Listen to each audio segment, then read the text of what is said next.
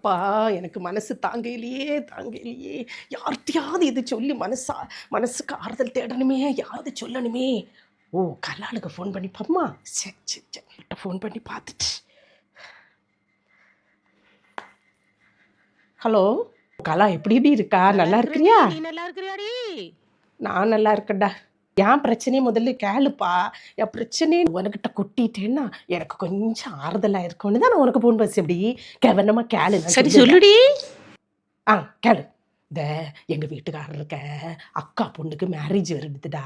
இப்போ வர வியாழக்கிழமை வருது. ஓட வந்துடணும்னு கூப்பிட்டுருக்காங்க. எங்க வீட்டுக்காரங்க எல்லாரும் போகணும், போய் நடத்திட்டு வரணும். அதுவும் ஒரு 2 கிரானுக்காவது மோதிரம் போடணும்னு சொல்லியிருக்காங்கடி. அது இந்த பவுன் விற்க விலைக்கு 2 கிரானுக்கு எங்க போடுறது? இப்போ 2 கிரானுக்கு கொடுக்க முடியுமா? இப்போ எவ்வளவு ரூபா வந்துடுற 2 கிரானுக்கு? ஆனா எங்க வீட்டுக்காரர் கண்டிப்பா கொடுக்கணும்னு ஒத்த கால்ல நிக்காங்க. ஆனா சரி அது மாற்றி இது மாற்றி குழுவில் பிடிச்சி அங்கே பிடிச்சி இங்கே பிடிச்சி 2 கிராம் நமக்கு போட்டுட்டோன்னு வையான். அங்கே போய் போடுவோம் பாரு. இவங்க அக்கா பொண்ணுக்கு நிறைய சேர்த்து வச்சுட்டாங்கடா. 200 சவரன் போடுறாங்களாம். வச்சிருந்தேன்.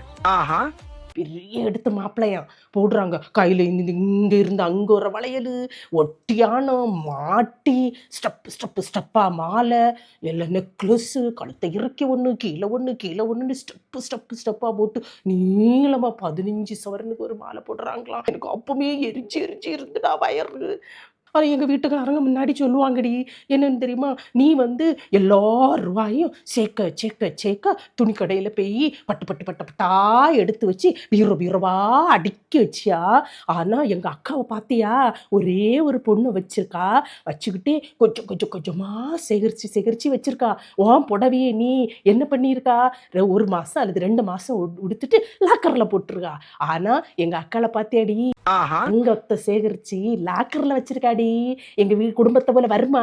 நான் ஒன்ன போய் கட்டிட்டு வந்தேன் பாரு. ஆனா அக்கால மாதிரி சேகரிச்சு வச்சா நம்ம பொண்ணுக்கு நல்லா இருந்திருக்கோம் இல்லையான்னு கேட்காங்கடி.